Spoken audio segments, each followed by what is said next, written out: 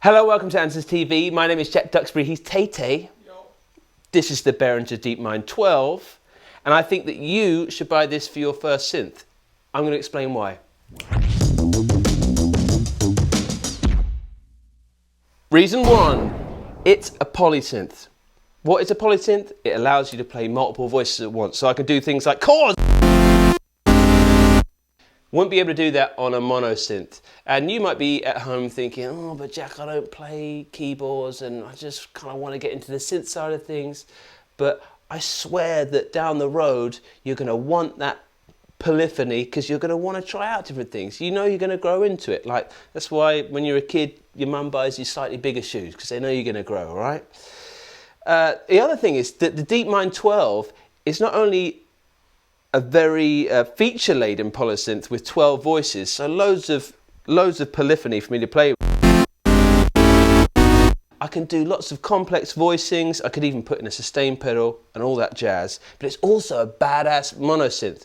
All you've got to do is put the voices in unison. So if I go to edit on this and it says polyphony and we change it to unison 12, I get all 12 voices. Did you hear that? That's the example, right? So now it's a badass monosynth.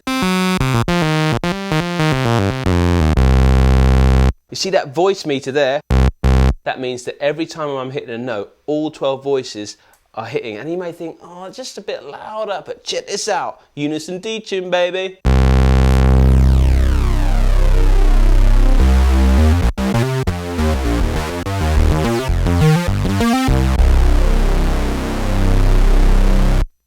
Yeah.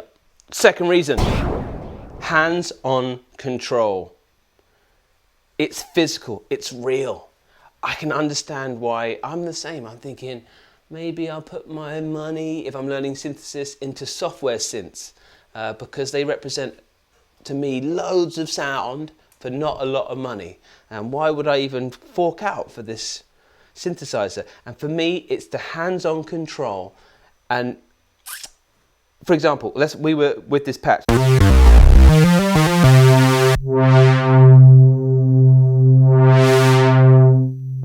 Filter frequency down, I can make it more resonant. I can put some release on there.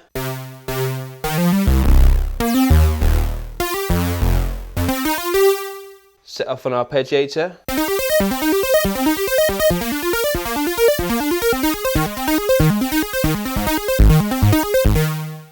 That's because I can see it, I can grab it, I can move it. And then my point for being a beginner synth is that I believe in I believe in children of the future. I believe that you're going to learn it because one problem is with software, I don't know if you find at home, that it all happening with the mouse or with a touch screen, there's not that physical connection. It's like I'm building the connection with my brain. I can see the release knob. I can feel it. I believe that that's going to make me learn quicker. It definitely, I find that I learn synths with hands-on control faster than software synths. Anyway, on to the next point. 3, it's the magic number. Thank you, Tay-Tay, you got me, brother. And 3, and the third reason is this screen. I don't play a lot of synths all the time, especially analog synths, with a screen. And this is a few years old now, and I get it's not some crazy OLED screen or anything like that, but it's given me a lot of information, and I love it in terms of learning the synth as well. So when I was playing with these envelopes here, if I go back to the program mode, and we've got that same patch that we're on, oh, I've got the arpeggiator, but it's hardware so I can flick it off. If I adjust the release,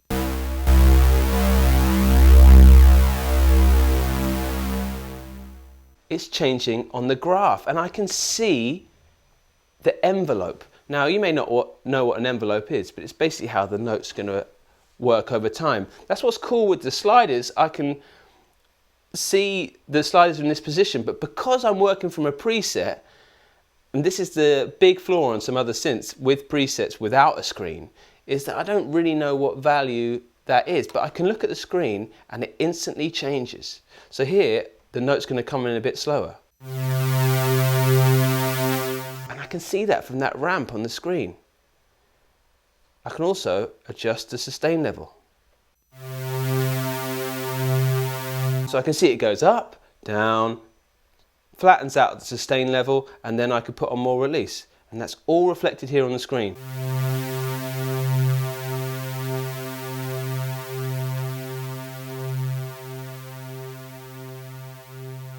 Flick that down. Same with the filter. I can see all the different envelopes. And when I'm in this main view here,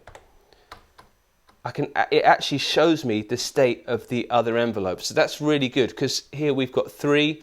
Maybe I'm going into the weeds there, but it's those graphical representations on the screen are what I think make it a really good synth for a beginner. Number 4, it's analog. Why does that matter?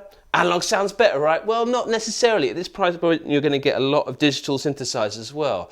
But as a beginner, wouldn't we want to kind of buy something that we know we're going to want in years to come? And that's kind of I think most people would agree in me saying that eventually you're going to want to try out analog. And you can do it at this price point straight off the gate. But what's great is you may have seen DCO when you see the feature set on this, digitally controlled oscillator. That doesn't mean it's digital.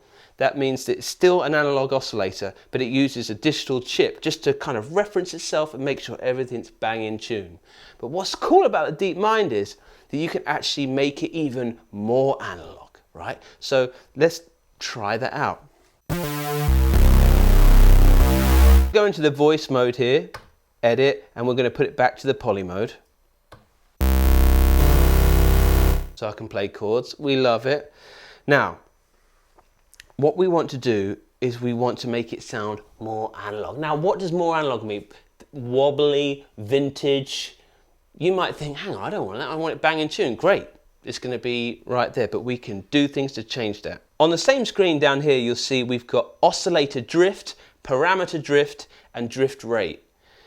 Really posh features that once we start cranking them up, it actually allows all the different sections of this keyboard, the voltages, to get a little bit wobbly. And you should start hearing that as a more vintage, more analog sound. So I'm going to play a chord and then I'm going to crank it up to say 20, and maybe we'll hear a change, and then we'll crank it up a bit more than that. Let's do it. And we're going to crank it up. Oscillator drift, let's go for 20. Parameter drift, 20. 2020 cricket.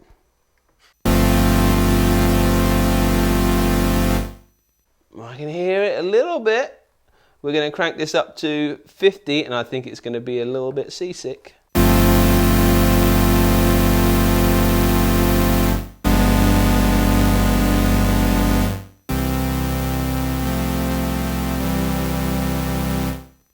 Can you hear it a little bit out of tune? Believe it or not, if you're a beginner, that's a coveted thing. If I crank this up to the 9s, 255, 255, 255. It's gone way out of tune. We even did the new Roland Jupiter X, and they've just put that in their flagship synthesizer where you can simulate the age. DeepMind was way ahead of its time, so you can make it even more analog if you want to. Yay! Number 5. It has a keyboard, or it doesn't. You can actually get it in a desktop version, which is even more reasonable and price-wise. But I think for your first synthesizer, it makes sense to get a keyboard. I think you're kidding yourself if you don't have any other synths or any other keyboards around to buy just like a modular unit, a desktop module, or maybe same again with hands-on control. You're going to be interfacing and making music with a keyboard system, and for this price you might as well get it. And not only is it a keyboard, but it's also got aftertouch, which means that once we press the note down, if I dig in a little bit harder, we can trigger something. I'll show you. So I'm going to hit the mod button, and in here I can find pressure. If I crank that up to 100, and then I go find something like the filter frequency here, I can demonstrate the aftertouch. So I'm going to press it, and when I get to the bottom, if I dig in a little bit harder, you'll see my finger go down. We can trigger the frequency of the filter to move. Okay, here we go.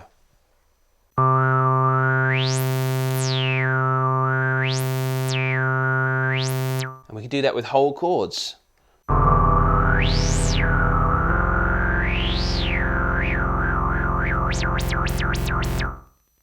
Really posh feature, and it can transmit that as well to other things. So I really dig that. Having the keyboard is a big win. Also having pitch bend and mod wheels. As you start growing and buying other synths or connecting this to your computer and you want to use software synths, this is worth it just as a controller alone, in my opinion.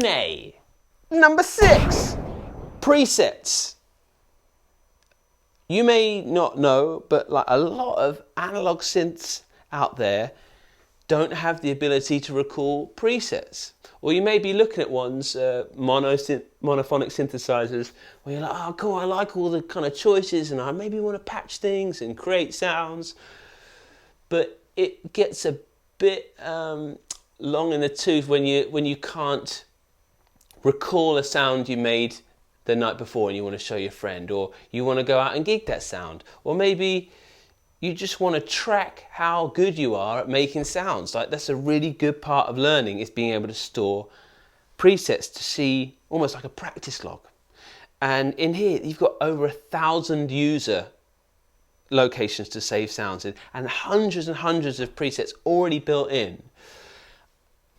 It also allows you to get presets from other people. Behringer, I think, have got some preset banks coming out. There are loads of guys online who have made presets. So if you want a, Jean-Michel Jarre preset, there's probably someone that's made it. You can pay them or not, download it in and put it in. I am going to demonstrate one of my favorite presets, which I'm going to trigger using the iPad. We're going to get to that in a minute. Preset Manager and Robbie 2BR. I love this one. Double tap it. It's loaded in, and this is what this preset sounds like.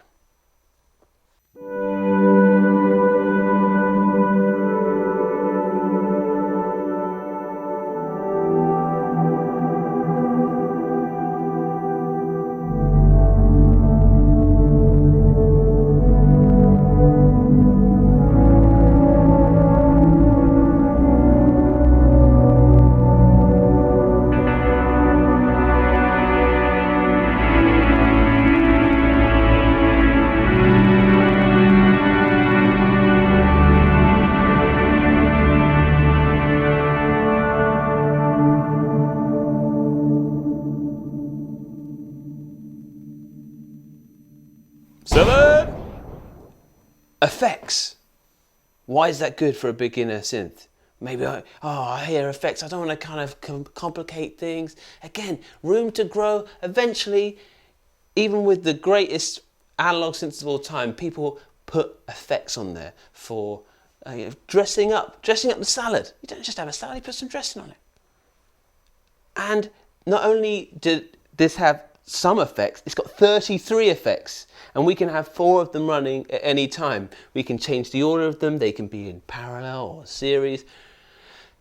Loads of room to go into. Even very simply, just a bit of reverb and a bit of delay, as you've seen in my other videos, means the world. I did a recent video on the Korg MS-20.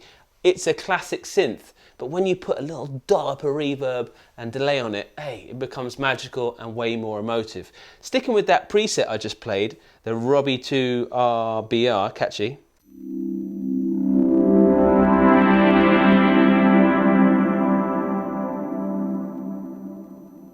Hear all that ethereal reverb and delay. Well, we can see that. I've got my iPad running here, and what's amazing, in the effects on the screen, I can edit it, but one of the big strengths is on this iPad is that when I hit the effects tab, I can see all the effects we've got and I can control them. So I can see I've got a chorus on, a bit of distortion, a delay, and a whole reverb.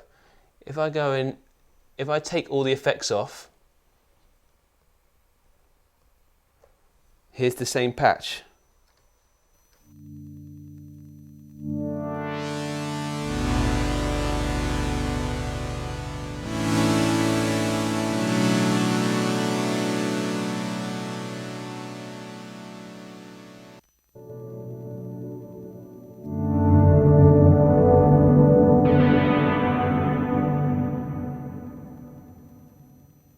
great core sound, but that's showing you how powerful effects can be and how incredibly impressive the DeepMind 12 is.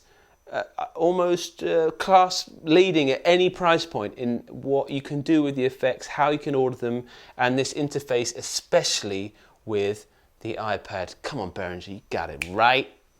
8th reason on my list to buy this as your first synth is something I've touched on, but I wanted to put into kind of hard facts and figures, is the room to grow, the depth of it. DeepMind 12. This was the first synth Behringer came out with a few years ago. This was the first time I was like, oh, Behringer going to make synths? And I feel like they made a statement. And the first thing they made was so deep that we're still happily talking about it as a class-leading synthesizer, especially for its price. The depth of this synth and the amount of stuff that's in it is crazy, which may put you off it as a beginner, but wouldn't you want to buy something that you can grow into? Again, same thing. So we've got, not only have we got 12 voices, which means we can play 12-note chords, we've also got 2 oscillators per voice. And I'm going to show you this. Let's get an initial patch. So if I go program and compare, it puts it into a default state. So here we are. And we can hear that on oscillator 1, we've got 2 waveforms. Here's a saw. Put them together. We've also got a second oscillator that we can bring up with the level switch. So if I turn these off, nothing, bring up the second oscillator.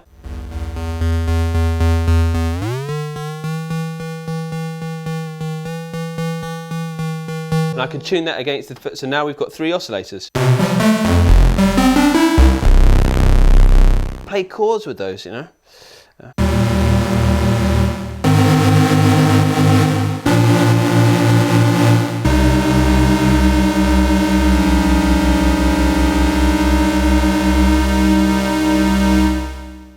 Also, we've got a filter, 2 different slopes as well, so check this out.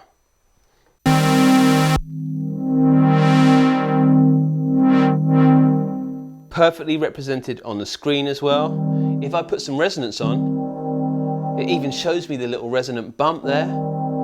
It also is saying LFO2 and it's got 2 arrows going either way. So if I wanted to move that filter up and down, but I didn't want to use my hand to do it, I can use an LFO. I think of them as like automatic knob turners. And it's telling me LFO2 is already there. So if I adjust the rate on that, let's see what happens.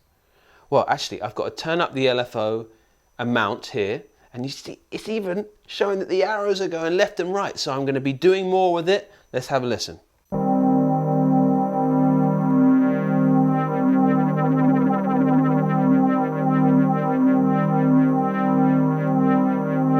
Perfectly represented on the screen. I've got 2 LFOs that I can assign to multiple things. Some of them are already pre-assigned. Hey, one of the big things where the DeepMind really wins is in that concept of modulation. So this idea that we're going to use one thing to affect another. And it's got this mod button here. And in here we have got an 8-channel mod matrix, 19 sources and 130 destinations. What does that mean? We've got 8 channels. That means we could have 8 separate processes, moving things, turning things up and down, using envelopes to just do short, sharp bursts of things to control everything. One of the deepest mod matrices I've seen, but very easily implemented. So here's how to use it again very quickly. Hit mod. Go to the source. Let's get this mod wheel going. So let's find that. Mod wheel, go across, depth, let's crank it up to 100 so we hear it. And what do we want it to adjust? Let's have it adjust the LFO rate.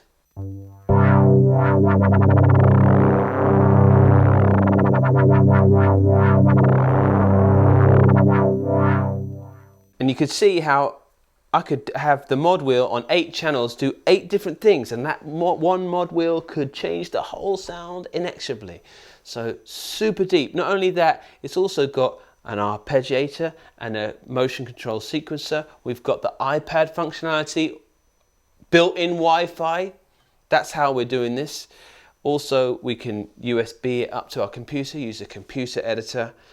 The sheer depth of this thing is exciting, and I think would inspire beginners to stick with it, because on the surface level you can just bring up a patch. Let's go to the preset manager and choose Blue Dolphin. We love dolphins.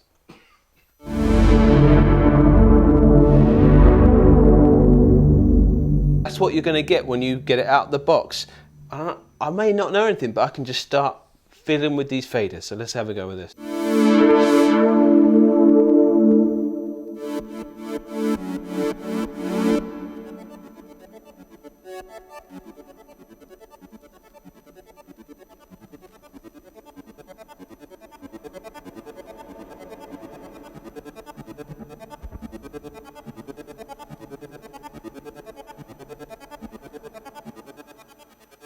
It can be as immediate as you want or as deep as you want.